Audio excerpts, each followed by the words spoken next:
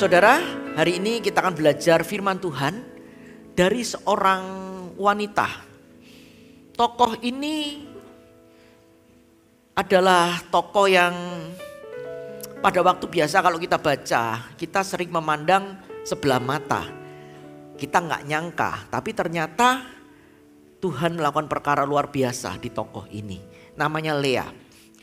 Wanita ini bernama Lea, dan dari kisah kehidupan Lea, kita ini akan mendapatkan banyak hikmat dan rema-rema yang akan membangun kehidupan kita, saudara. Rema-rema firman Allah. Kita akan lihat sama-sama di dalam Kejadian 29 ayat 21. Saya akan bacakan buat Anda semua. Sesudah itu berkatalah Yakub kepada Laban, berikanlah kepadaku bakal istriku itu, sebab jangka waktuku telah genap supaya aku akan kawin dengan dia. Lalu Laban mengundang semua orang di tempat itu dan mengadakan perjamuan. Tetapi pada waktu malam diambilnya Lea anaknya, lalu dibawanya kepada Yakub, maka Yakub pun menghampiri dia. Ayat 25, tetapi pada waktu pagi tampaklah bahwa itu Lea. Lalu berkatalah Yakub kepada Laban, apakah yang kau perbuat terhadap aku ini? Bukankah untuk mendapat Rahel aku bekerja padamu? Mengapa engkau menipu aku? Saudara, kalau kita lihat background story kisah ini sebenarnya dimulai suatu hari si Yakub ini ada sebuah dealing atau perjanjian dengan Laban. Pada waktu si Yakub ini melihat anak Laban yang bernama Rahel, dia jatuh cinta dan dia ngomong sama Laban, aku mau kerja sama kamu untuk mendapatkan anakmu ini. Dan akhirnya terbuatlah sebuah perjanjian, saudara. Oke, kamu kerja sama aku 7 tahun.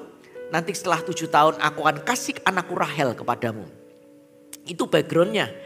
Oleh karena itu dikatakan di ayat awal dikatakan sebab jangka waktuku telah genap. Jadi ini setelah masa 7 tahun si Yakub kerja keras untuk mendapatkan Rahel. Nah, ternyata si Laban ini punya 2 orang anak ternyata. Yaitu Lea dan Rahel. Ternyata pada waktu hari pernikahannya, si Laban ini tidak memberikan Rahel, tetapi si Laban ini memberikan Lea, saudara. Nah, mungkin bagi Anda ada yang tanya, loh, kalau pengantinnya itu orangnya salah, kok baru tahu keesokan harinya, betul ya? Biasa seorang pengantin pria kalau mau menikah kan lihat nih pengantin wanitanya siapa. Ternyata budaya Ibrani pada waktu itu beda dengan budaya kita, saudara. Budaya mereka adalah orang yang menikah, sang pengantin wanita itu ditutup cadar. Dan cadarnya itu sangat rapat, saudara. Dan tidak boleh dibuka sampai keesokan paginya. Jadi setelah acara resepsi itu, maka sang pengantin wanita dibawa oleh pengantin pria di dalam rumahnya seperti itu. Dan besoknya bayangkan coba. Waktu dibuka cadarnya, si Yakub itu kaget luar biasa. Karena apa? Ternyata yang muncul bukan Rahel tetapi Lea. Nah, dia merasa tertipu, makanya dia komplain. Bisa mengerti ya ceritanya ya. Kalau dalam budaya kita rasanya nggak mungkin deh terjadi. Ini seperti sinetron apa gitu ya. Tapi di budaya itu terjadi, saudara. Bayangkan coba. Setelah acara resepsi semuanya besoknya baru tahu. Jadi si Yakub itu merasa betul-betul tertipu, saudara. Nah, kalau kita lihat siapa itu Lea? Lea itu ternyata kakak perempuan Rahel. Alkitab menggambarkan dia memiliki mata yang tidak berseri. Jadi ini ada kemungkinan dia ini mengalami cacat dalam area penglihatan. Atau mungkin dia itu tipe penakut atau lemah dan gambar dirinya begitu buruk. Sehingga dia tidak bisa menatap orang lain dengan matanya. Dia nggak berani menatap karena nggak punya gambar diri yang baik, saudara. Nah, beda dengan Rahel. Kalau kita lihat, Rahel itu putri bungsu Laban. Yang menurut Alkitab dikatakan elok sikapnya dan cantik parasnya. Jadi ungkapan cantik parasnya ini, saudara, kalau kita perhatikan dalam bahasa Ibrani, mengandung arti bahwa dia ini lincah, bersemangat, energik, sangat menarik, memikat dan diinginkan oleh banyak pria. Oleh karena itu nggak heran pada waktu si Yakub lihat Rahel itu langsung jatuh cinta. Dengan kata lain dia ini adalah seorang wanita cantik dengan sosok yang baik. Nah, Anda bisa bayangkan di momen malam pernikahannya ternyata si Laban papanya membawa Lea kepada Yakub dan di kamar pengantin itu Yakub menunggu dan masalahnya dari awal si Lea itu nggak pernah dilirik sama Yakub, tiba-tiba dikasihkan sama dia. Tiba-tiba si Lea sudah jadi istrinya Yakub. Si Lea itu tidak elok sikapnya dan cantik parasnya. Jadi dia dalam beberapa sisi dia itu merasa dirinya lebih rendah dibanding dengan si Rahel. Saudara bisa bayangkan. Lea itu seorang wanita yang dia itu menyerahkan masa kegadisannya kepada seorang pria namanya Yakub. Nah, dan pria ini nggak pernah meliriknya, tapi tiba-tiba jadi suaminya. Nah, itulah yang terjadi. Belum lagi selama hidupnya dia itu berada di bawah bayang-bayang adik perempuannya yang sangat cantik, periang. Dan di momen itu Yakub lahir. Si Lea tahu bahwa dirinya itu tidak terpilih. Masuk hitungan aja nggak ada saudara. Dia tahu juga dia itu tidak dicintai, tidak disukai.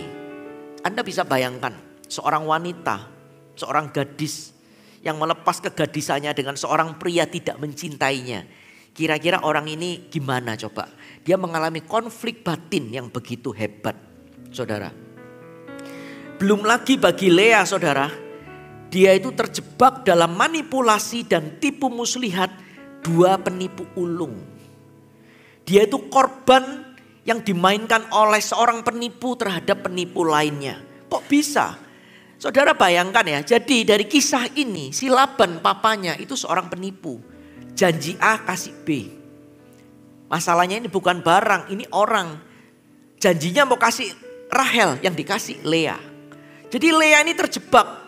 Karena si Laban ini seorang yang penuh tipu muslihat. Dia berpikir seperti ini, aduh aku punya 2 orang anak. Si Rahel sebentar lagi mau menikah, si Lea kurang berseri gimana ini. Sudah aku bikin skenario, aku kasih aja ke Yakub. Minimal bagi pihak Laban dia sebagai seorang papa. Dia merasa aman karena anak-anaknya sudah menikah seperti itu. Oleh karena itu pada waktu si Yakub komplain. Nah apa yang terjadi? Laban bilang gini saudara, Yakub dalam budaya kita itu gak wajar. Kalau adik nikah duluan, kakaknya dulu. Nah jadi kamu sekarang nikah dulu sama Lea. Tapi jangan khawatir, kamu kerja sama aku 7 tahun lagi. Akan ku kasih Rahel. Nah akhirnya si Yakub itu menikah dengan Rahel dan dia hutang kerja 7 tahun. Setelah itu dia kerja 7 tahun lagi saudara. Nah itu penipu yang satunya yang namanya Laban.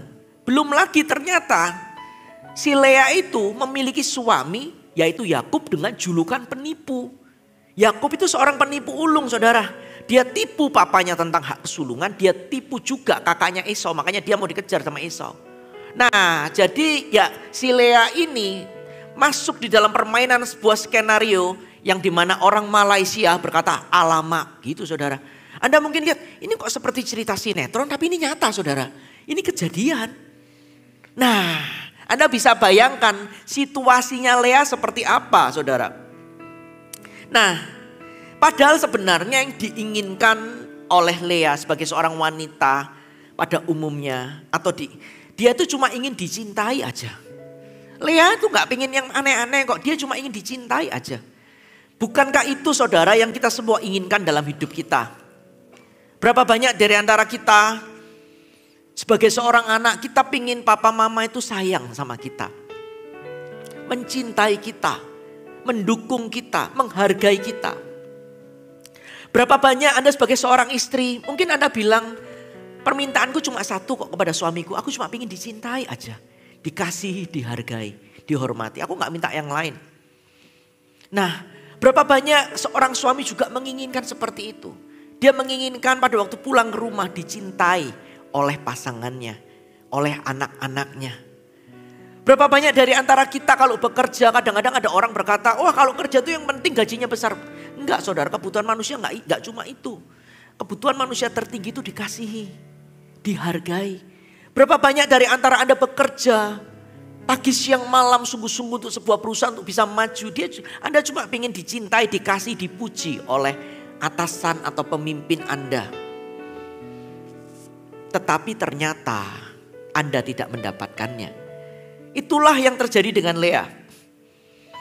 Dia ingin dicintai, tetapi bukan itu yang diperoleh oleh Lea. Nah, saat ini si Lea ini masuk dalam sebuah pusaran.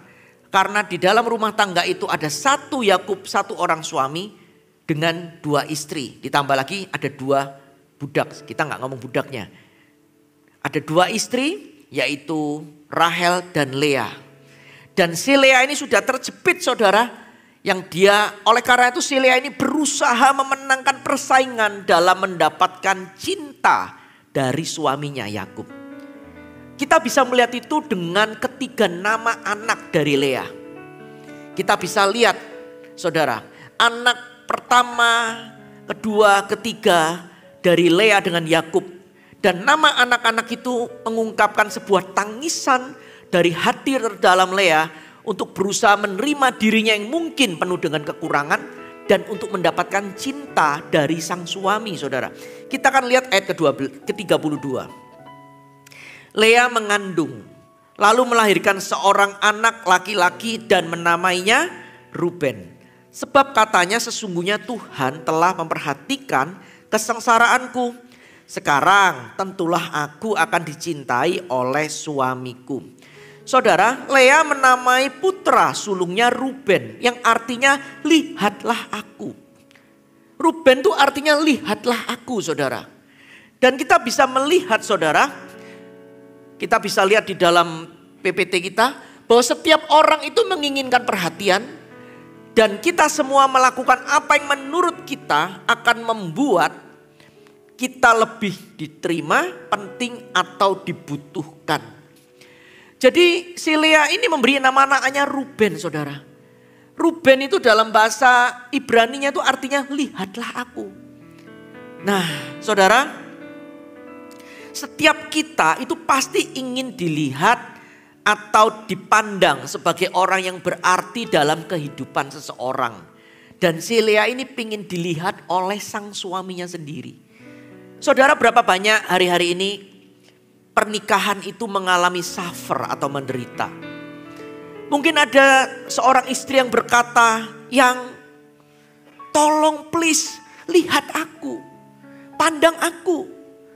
Buat aku tahu bahwa aku lebih penting dari semuanya dalam hidupmu, lebih penting daripada hobimu, lebih penting daripada gadgetmu, lebih penting daripada engkau mulai suka melihat konten-konten menarik di media sosial. Bahkan lebih penting daripada semuanya. Please lihat aku. Belum lagi mungkin sang istri itu mulai berdandan, putar-putar saudara ya. Wah, make up apa. Tapi ternyata sang suami cuma diam aja. Saudara, ternyata itulah yang terjadi dengan Lea. Itulah yang dilakukan Lea. Dia mengejar perhatian sang suami. Dan satu-satunya yang paling masuk akal yang dia pikirkan seperti ini. Kalau aku bisa mengandung dan melahirkan anak laki-laki bagi Yakub, Yakub ini akan memperhatikan aku. Nah, ternyata pada waktu anak laki-laki itu ada, si Ruben lahir, ternyata bukan hanya Yakub itu nggak peduli sama Lea. Bahkan kehadiran bayi laki-laki itu pun membuat Yakub tidak melihat apalagi mencintainya. Wah. Bayangkan saudara apa yang terjadi dengan Lea. Jadi sebenarnya pada waktu si Lea itu memberi nama anaknya Ruben. Pada waktu Yakub memanggil Ruben. Ruben itu artinya lihatlah aku, lihatlah aku. Harusnya Yakub itu langsung fokus pada Lea. Ternyata itu gak terjadi saudara. Lea itu merasakan sebuah penolakan. Lea itu mengalami sebuah penolakan yang menciptakan sebuah luka dalam emosional di dalam kehidupannya. Saudara, setiap orang itu pasti ingin dicintai. Tidak ada satu orang pun ingin ditolak. Siapa dari antara Anda ingin ditolak? Coba angkat tangan biar difoto oleh tim multimedia. Karena ini antik dan langka, pasti nggak ada. Demikian pula Lea. Lea itu mengalami penolakan yang membuat luka emosional yang menganga di dalam hidupnya.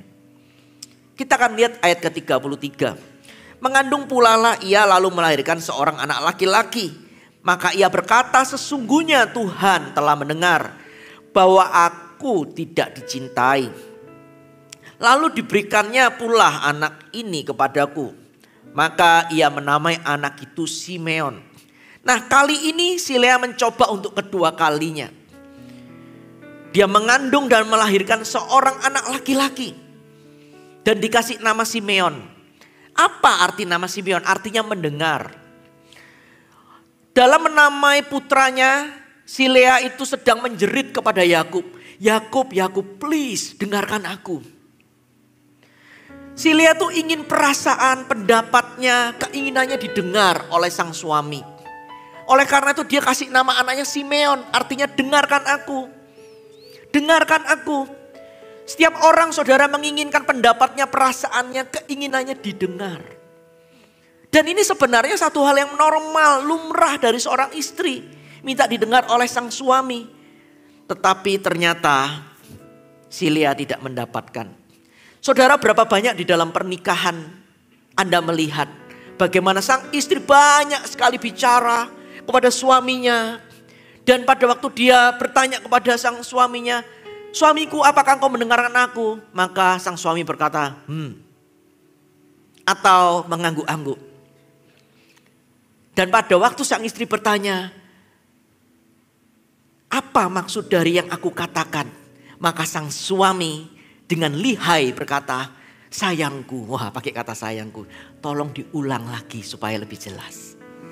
Bayangkan sudah ceritanya dari Surabaya, Semarang, Bandung, Jakarta, suruh ulang lagi.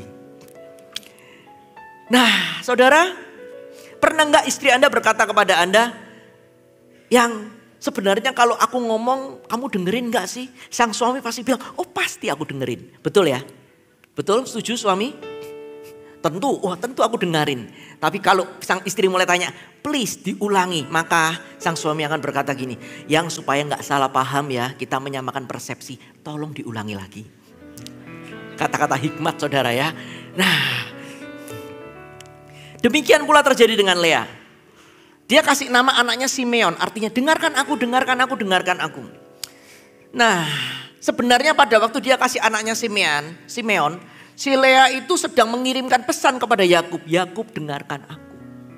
Tetapi sayangnya itu tidak pernah terjadi. Ayat ke-34. Mengandung pula lah ia lalu melahirkan seorang anak laki-laki. Maka ia berkata, sekali ini suamiku akan lebih erat kepadaku.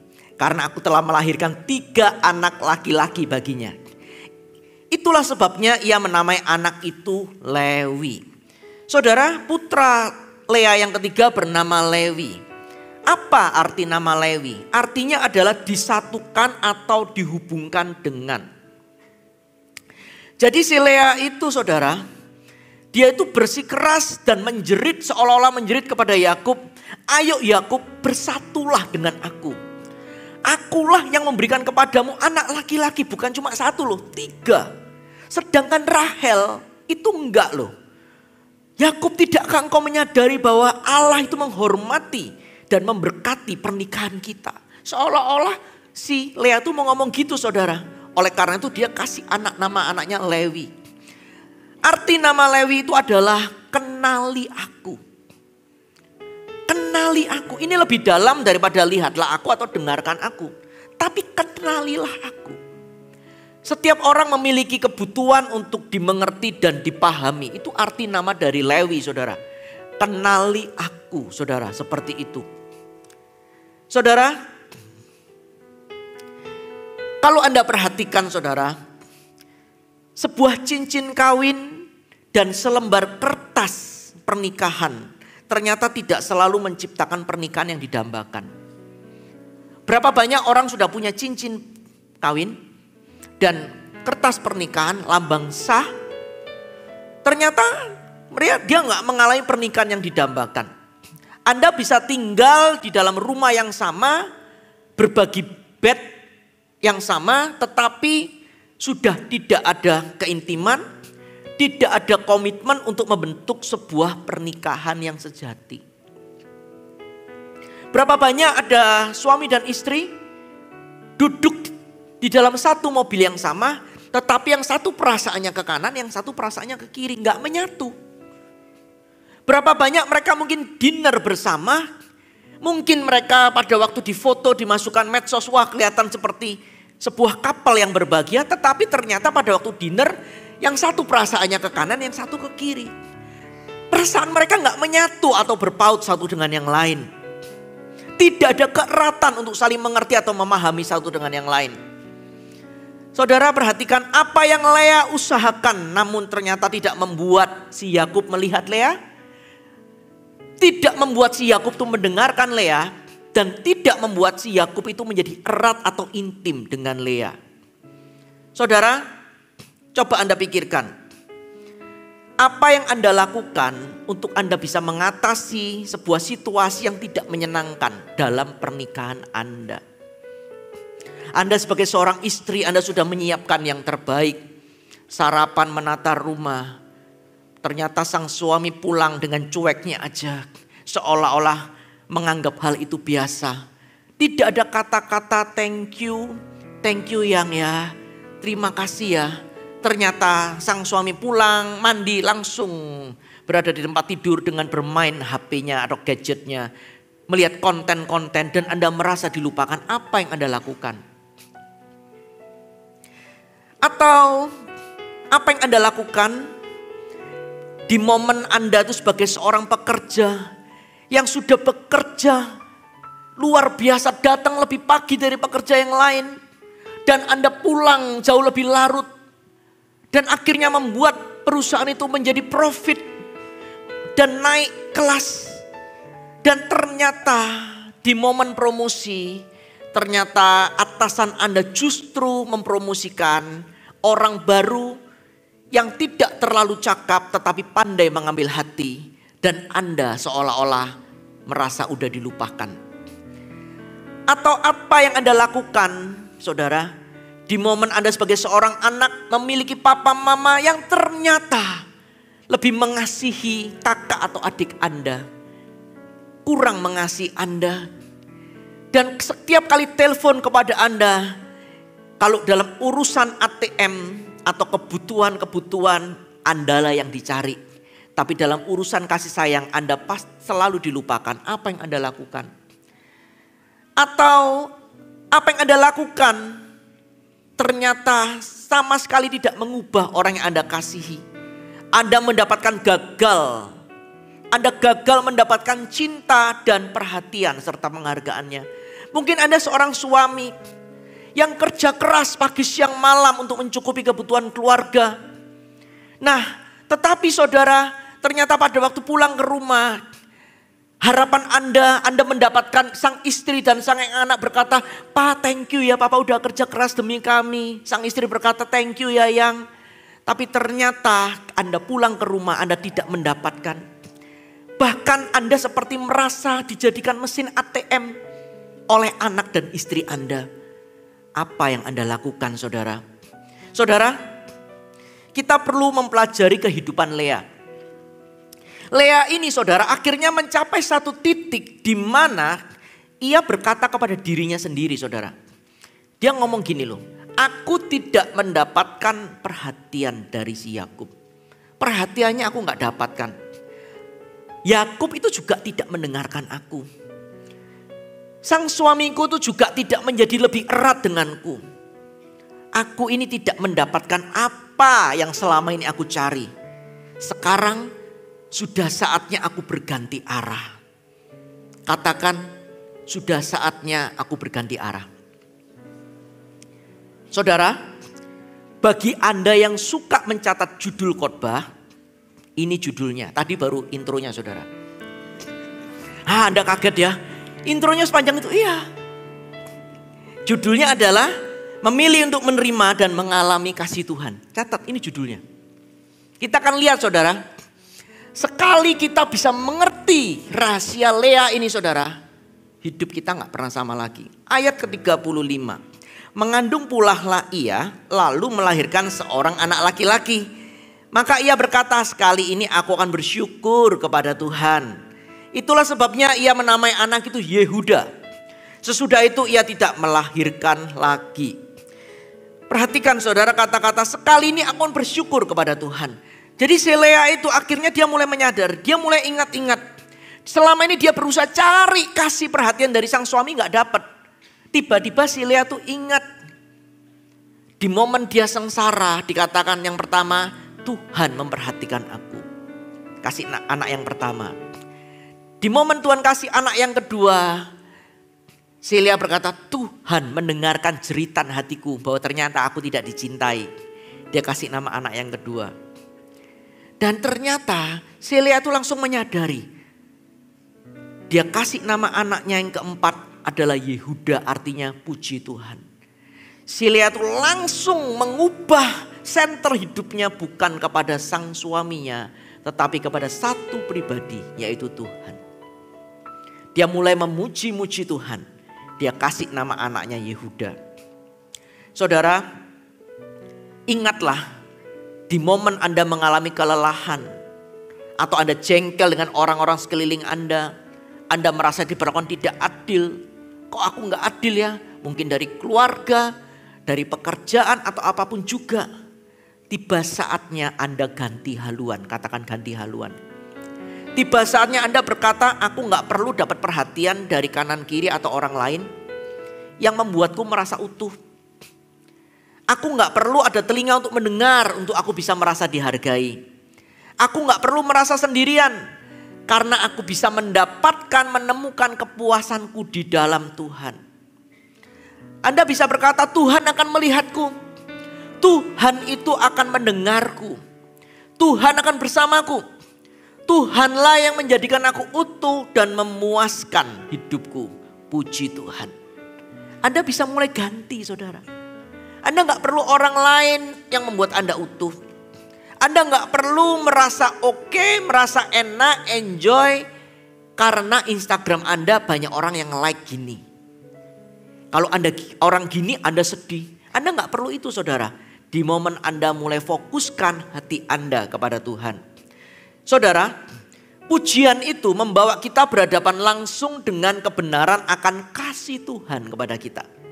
Dalam pujian Anda akan menyadari dengan lebih jelas kebenaran, kekudusan, kemurahan, pengampunan, dan anugerah Allah.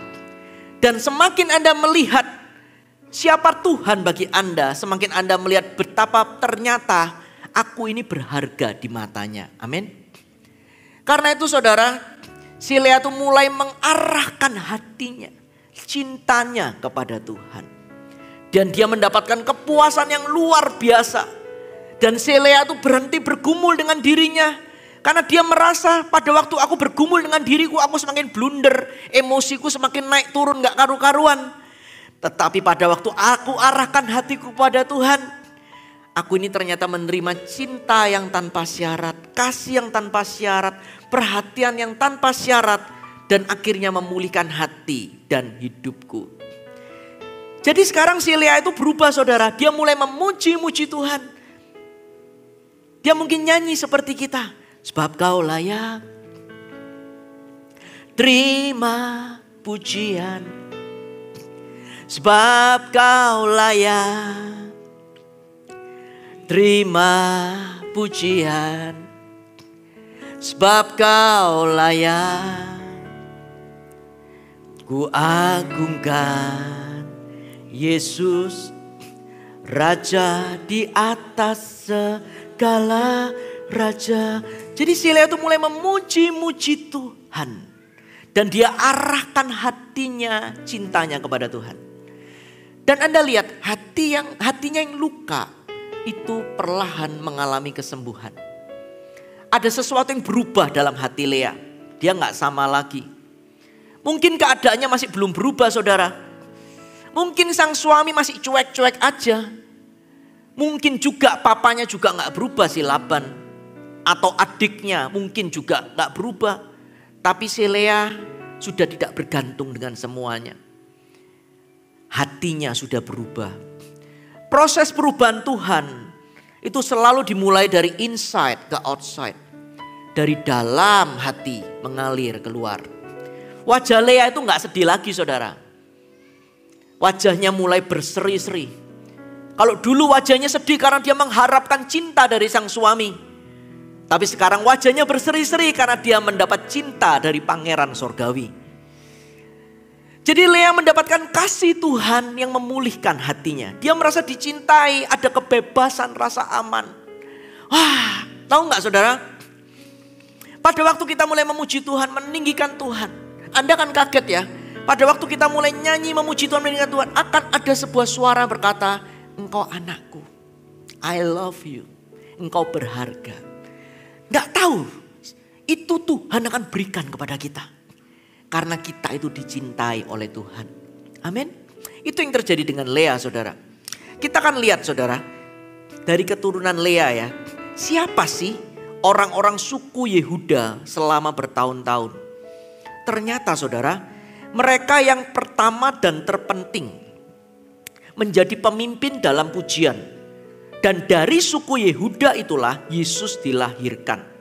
Saudara, ada sebuah kejadian yang tidak lazim.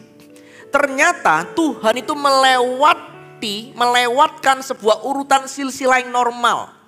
Dan Tuhan memilih Yehuda untuk menjadi terdepan di antara anak laki-laki Yakub. Padahal sebenarnya anak pertamanya kan Ruben. Menurut Alkitab Perjanjian Lama, anak laki-laki pertama itu dapat hak waris 2 kali lipat. Makanya Anda kalau lihat, itulah alasan mengapa Elisa pada waktu minta bagian, berikan aku 2 bagian. Itu memang ada standarnya. Tapi aneh. Tiba-tiba berkat itu seperti melewati anak pertama, kedua, ketiga. Dan jatuh di anak keempat yang namanya Yehuda saudara. Jadi ternyata Tuhan tuh meninggikan dan mengangkat Yehuda yang melambangkan pujian. Saudara perhatikan. Sampai Anda dan saya sama seperti suku Yehuda. Yang suka memuji-muji Tuhan. Pakai lidah kita bukan untuk mengutuki. Tapi selalu memuji-muji Tuhan. Selalu kita arahkan hati kita kepada Tuhan. Kalau kita gak bisa seperti itu. Maka Anda akan selalu membutuhkan orang untuk memperhatikan Anda. Dan mendengar Anda. Emosi Anda akan selalu naik turun seperti roller coaster. Dan itu cuma bisa solve sampai Anda arahkan hati Anda kepada Tuhan. Saudara, Anda gak dapat memuji Tuhan dan mengkhawatirkan promosi dalam pekerjaan pada saat yang bersamaan. Gak bisa. Anda gak bisa memuji Tuhan dan saat yang bersama merasa cemas atas apa yang orang lain pikirkan tentang Anda. Dan Anda juga gak bisa memuji Tuhan dan merasa frustasi dengan kondisi anak-anak Anda pada saat yang bersamaan. Gak mungkin saudara. Gak mungkin. Yang kita bisa lakukan adalah kita menggeser perasaan cemas, perasaan frustasi, perasaan khawatir ke samping kanan atau kiri kita dan mulai fokus untuk mulai memuji-muji Tuhan. Pada waktu Anda fokus mulai memuji-muji Tuhan, jadikan Dia yang terutama, maka kecemasan, khawatir, frustasi itu seperti kabur, diganti dengan hadirat-Nya. Aneh memang, ajaib Tuhan itu. Saudara, pada waktu si Lea itu melahirkan Yehuda, dia berkata, sekarang aku akan memuji Tuhan. Luar biasa. Now, sekarang aku akan memuji Tuhan. Nah, ternyata dikatakan di dalam ayat ke-35, akhir ayat 35 dikatakan sesudah itu ia tidak melahirkan lagi. Jadi si Lea berkata, sekarang aku memuji Tuhan. Dia berhenti dari berusaha menarik perhatian dari Yakub. Dia berhenti dari berusaha untuk mewujudkan sesuatu dalam pernikahannya. Dan Lea itu menemukan kepuasan di dalam pujian. Saudara perhatikan. Lea ini pada waktu dia mulai memuji Tuhan. Ternyata dia itu gak nyangka. Tiba-tiba Lea itu berada di dalam sebuah tempat peraduan sang baginda raja. Dia gak pernah nyangka. Anda kalau baca, kalau kita sekarang ya. Kan bisa tahu bahwa Allah bertahta di atas pujian umatnya. Betul ya? Itu kan di Mazmur. Pada waktu kejadiannya Lea kita paspor belum ada saudara. Itu masih nanti-nanti. Jadi ternyata dia itu pada waktu mulai arahkan memuji Tuhan. Dia gak nyangka something happen. Dia gak nyangka. Dia juga gak tahu kalau ternyata di kitab Wahyu ada si Rasul Yohanes itu pernah lihat di sorga. Malaikat Allah memuji-muji Tuhan, kudus-kuduslah. Dia gak pernah lihat itu. Nah, tetapi dia mengalami kedahsyatannya saudara. Dia mengalami kedahsyatan, dia mengalami kepuasan. Dan masa depannya tidak pernah sama lagi. Saudara, saat kita mulai membaca kehidupan Lea, ternyata banyak hubungan di dalam hidup kita itu bisa membentuk gambar diri kita. Mungkin itu lingkungan di mana kita berada atau dengan siapa kita bergaul. Anda lihat lingkungan Lea seperti apa. Suaminya seperti apa, papanya seperti apa, adiknya seperti apa. Dan saat Tuhan ingin mengubah keadaan Anda, bagaimana Tuhan itu mengubahnya? Bagaimana Tuhan melakukannya? Tuhan akan mengirimkan orang-orang yang tepat dalam kehidupan Anda. Pada waktu Tuhan mau mengubah kehidupan si Daud, Tuhan mengirimkan Samuel dalam kehidupannya. Mengurapi dan akhirnya Samuel ditunjuk Tuhan mengurapi Daud menjadi raja. Daud yang adalah bocah ingusan diurapi menjadi raja. Tapi juga sebaliknya. Bagaimana cara iblis ingin menghancurkan Anda, dia juga mengirimkan orang-orang. Contohnya Simson. Cara iblis menghancurkan Simson, dia kirim Delilah. Akhirnya hancurlah hidup Simson. Oleh karena itu pada waktu kita belajar dari kehidupan Lea, jika kita ingin menjadi orang yang sehat dalam gambar diri kita juga harus mengembangkan hubungan-hubungan yang sehat. Dan kita juga harus berani memotong hubungan-hubungan yang tidak sehat. Oleh karena itu kita akan lihat 3 indikator hubungan yang bukan aset atau hubungan yang tidak sehat. Yang pertama saudara, Anda harus cek dalam hidup Anda. Ini yang pertama adalah hubungan yang selalu menimbulkan perselisihan dan kekacauan dalam hidup. Apa maksudnya?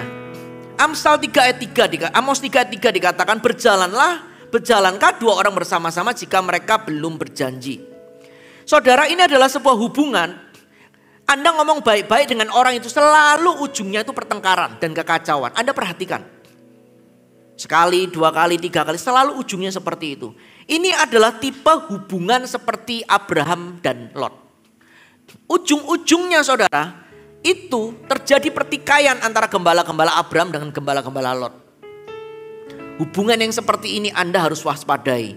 Karena sebenarnya hubungan yang sehat itu adalah hubungan yang di dalamnya terdapat kesatuan, arah, tujuan, nilai dan keyakinan yang sama. Sebuah hubungan yang fokusnya itu sama. Sebuah hubungan yang sama-sama membangun, sama-sama ke kanan, sama-sama ke atas arahnya. Bukan hubungan yang satu ke kanan, yang satu ke kiri. Anda harus perhatikan saudara. Anda harus perhatikan. Jangan sampai saudara terdapat perselisihan dan kekacauan dalam hubungan itu. Sehingga menguras energi Anda dan menguras kreativitas Anda. Membuat Anda distraction, mengalihkan fokus Anda kepada apa yang Tuhan siapkan dalam hidup Anda. Ada orang-orang saudara tidak bisa masuk ke masa depan karena dia bawa Lot. Dia bawa orang-orang yang selalu buat pertikaian kekacauan. Gak bisa.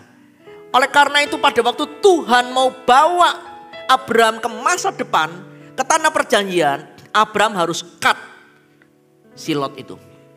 Baru Abraham bisa ke masa depan. Anda harus perhatikan hubungan ini adalah hubungan yang Anda harus waspadai. Hubungan yang selalu membawa perselisihan dan kekacauan dalam hidup Anda. Yang kedua, apakah jenis hubungan yang bukan aset? Ini adalah hubungan yang membawa Anda ke masa lalu. Saudara, salah satu yang paling berbahaya adalah hubungan yang membawa Anda ke masa lalu.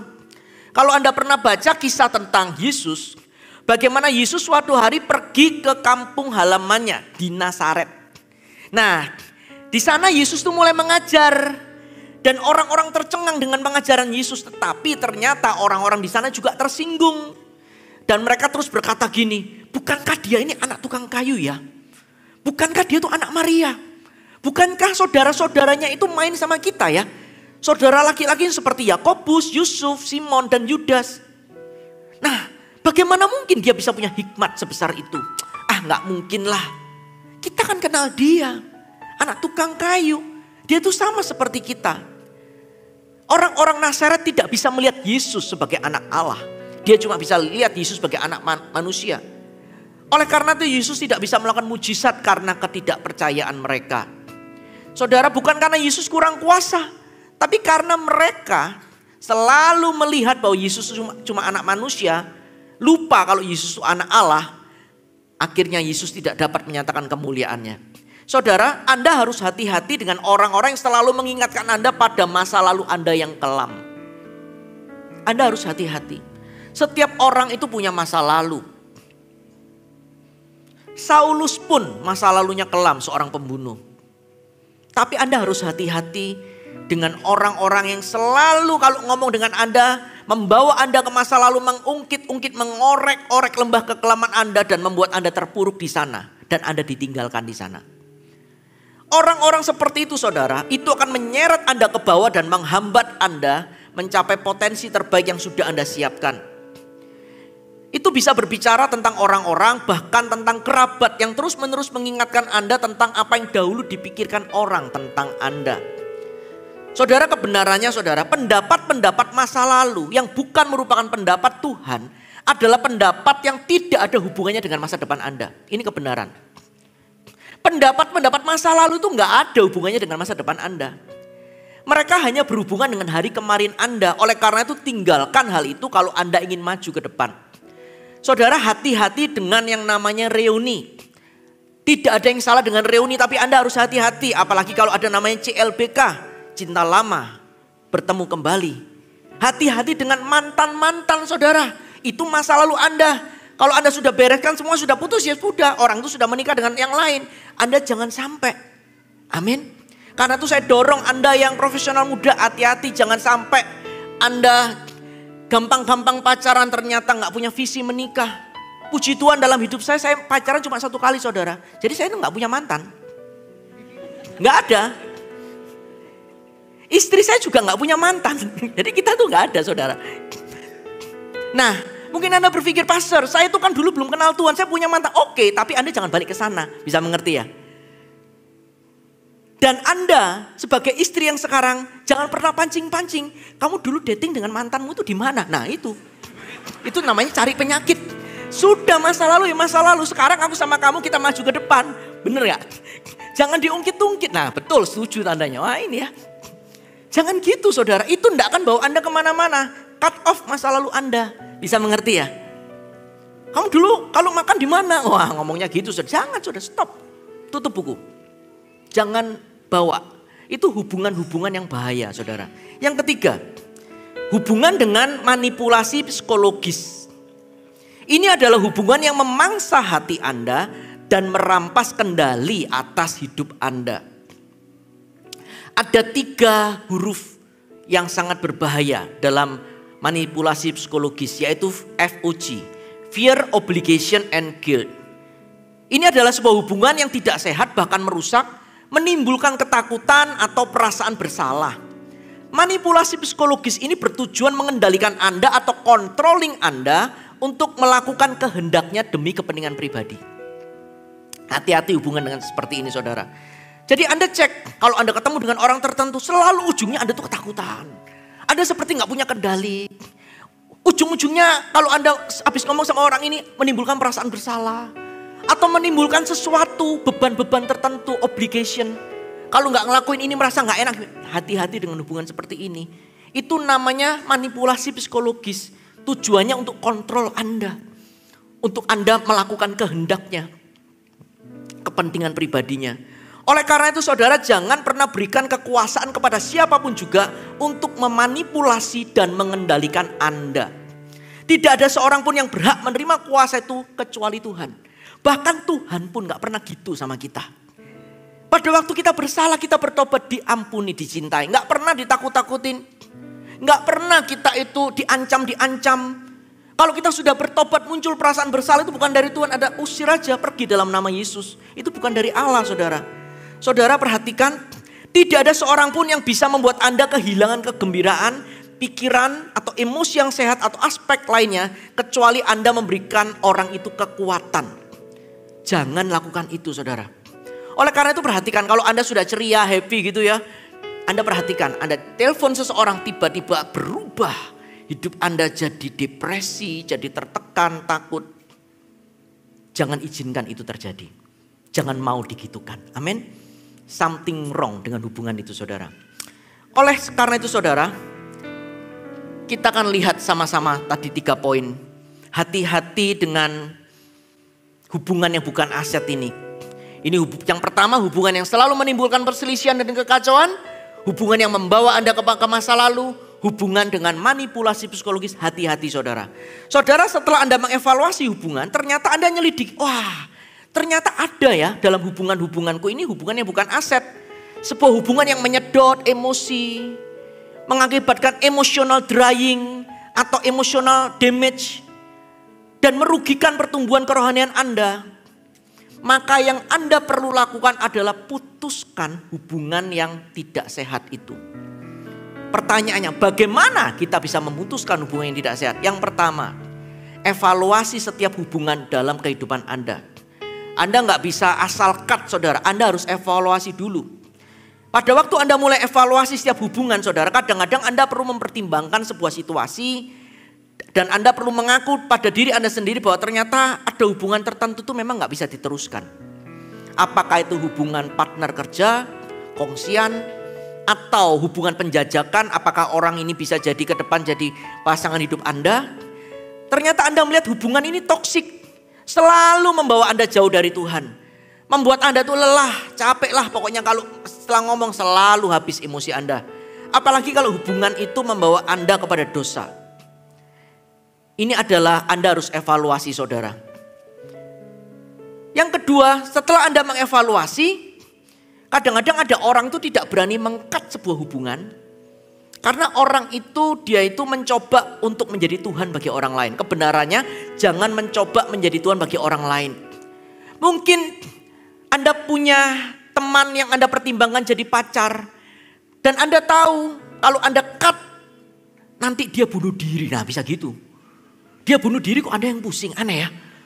Kalau dia bunuh diri gimana? Kan aku berdosa. Loh kok gitu? Kan itu dia sendiri yang lakukan. Nah kadang-kadang diancam-ancam gitu saudara. Akhirnya Anda menjadi korban. Saudara perhatikan, ada sebuah perbedaan besar antara menolong orang dengan menggendong seseorang. Ingatlah, kita ini bukan Tuhan. Hanya Tuhan yang bisa menggendong orang. Kita ini cuma bisa menolong saudara, bukan menggendong. Ingatlah Anda dan saya ini bukanlah Tuhan. Oleh karena itu jangan memperpanjang sebuah hubungan yang memungkinkan di mananya Anda sepenuhnya bertanggung jawab atas keberhasilan atau kegagalan seseorang. Jangan mau saudara, jangan mau. Jadi Anda cek dalam hidup Anda. Kalau Anda merasa aku ini harus bertanggung jawab. Kalau aku gak menikah dengan dia, nanti dia menikah dengan siapa? Nah kan repot. Dia tuh gak ada yang mau loh Pastor Jimmy. Cuma aku loh, kalau aku gak mau gimana loh. Ya itu urusannya dia saudara. Kan dia punya Tuhan, Tuhan kan bisa kasih. Nah itu Anda jangan mau terjebak dalam polemik seperti itu. Yang ketiga saudara, jangan memutuskan suatu hubungan dalam keadaan marah atau pahit. Kata kuncinya adalah jangan membakar jembatan. Tetap bersikaplah baik namun tegas. Bersikaplah penuh kasih, namun bertekad melakukan apa yang benar bagi Anda. Minta hikmat Tuhan, temukan cara-cara untuk meninggalkan suatu hubungan tanpa kata-kata kebencian atau kata-kata kasar dan saling menyalahkan. Dan pada saat yang sama tinggalkan hubungan yang tidak sehat dengan sebuah niat penuh agar Anda tidak mengulangi hubungan itu di masa depan. Anda lihat bagaimana cara Abraham cut sebuah hubungan dengan Lot. Luar biasa, Tuhan kasih hikmat. Tuhan kasih hikmat dan itu bisa solve dengan baik. Dan memang ya, tipe Lot itu bukan orang yang baik saudara. Ini benar-benar Tuhan tuh menunjukkan hatinya kepada Abraham. Dan Abraham dikasih hikmat Tuhan untuk bisa cut hubungan dengan baik. Saudara kalau Anda mau cut hubungan jangan karena emosional. Ngomong baik-baik. Saya doakan ya untuk mungkin Anda seorang wanita. Kuku dapat pasangan yang terbaik dari Tuhan. Seperti itu loh. Tapi aku suka sama kamu. Tenang aja kok, ada yang lebih baik Tuhan sudah siapkan. Seperti itu saudara. Jangan Anda merasa, kalau aku gak sama kamu, sama siapa? Loh, iya ya Anda berkata gitu saudara. Iya ya, kalau nggak sama aku sama siapa? Duh, sama yang lain saudara. Hati-hati ya, minta hikmat Tuhan. Demikian pula kalau Anda kongsian mau cut yang baik saudara. Cut yang baik. Saya doakan kita mungkin nggak cocok kongsian ini. Saya doakan Tuhan memberikan partner yang terbaik buat Anda. Seperti itu loh. Jadilah seorang bangsawan dalam Anda memutuskan sebuah hubungan. Amin. Amin. Anda akan lihat bagaimana Tuhan bekerja. Saudara, sama seperti Lea yang dipulihkan hidupnya oleh Tuhan. Dia menerima kasih Tuhan dan dia belajar evaluasi setiap hubungan. Hubungan dengan papanya Laban, dengan sang suaminya Yakub, hubungan dengan adiknya Rahel. Dan pada waktu si Lea itu dipulihkan dalam hadirat Tuhan, ternyata Lea itu mendapatkan apa yang dia tidak pernah menyangka. Ternyata Tuhan itu bekerja luar biasa dalam hidupnya. Lea itu sebagai seorang istri yang ada cacat, tidak berseri matanya. Awalnya dia tidak dicintai suaminya. Tapi di momen dia mulai arahkan cintanya kepada Sang Pencipta, Tuhan yang dia kasihi. Ternyata di ujung hidup Lea lah yang dimakamkan di samping berdampingan dengan Yakub, suami yang dicintainya. Wow, aneh ya, ternyata bukan Rahel. Lea lah yang berdampingan dimakamkan dengan Yakub. Dan dari keturunan Lea yaitu Yehuda lahirlah juru selamat. Kalau kita lihat kisahnya Lea ini seperti kisah sebuah sinetron. Bener loh saudara, lakon itu menang Carey. Jadi kalau Anda merasa gak terlalu cantik, punya kekurangan, berbahagialah dengan firman hari ini. Amin, kita masih punya harapan. Kita masih punya harapan untuk menang di ujungnya. Dan menangnya gilang gemilang loh. Bukan menang cuma pas-pasan, gilang gemilang sampai keturunannya lahir sang juru selamat. Wah, luar biasa. Luar biasa. Memang Tuhan itu ahlinya. Makanya ada kan dikatakan yang terdahulu bisa jadi terkemudian. Tuhan itu pandai membolak-balik. Nah, dan kuncinya itu dimenangkan oleh orang yang memuji-muji Tuhan, yang mencintai dan fokus kepada Tuhan. Oleh karena itu saudara, temukan tempat Anda dalam kasih Tuhan. Dan Anda akan menemukan tempat di hati orang-orang yang Tuhan izinkan hadir dalam kehidupan Anda. Saudara, pada waktu Anda mengalami kasih Tuhan dan Anda minta Tuhan mengkat orang-orang yang salah di hati Anda, dan mintalah Tuhan mengirimkan orang-orang yang mencintai Anda, mengasihi Anda, membangun Anda apa adanya. Dan orang-orang itu ada di tempat ini, yaitu teman-teman Anda di CG. Mari kita beri kemuliaan buat Tuhan. Amin. Making disciples, transforming lives.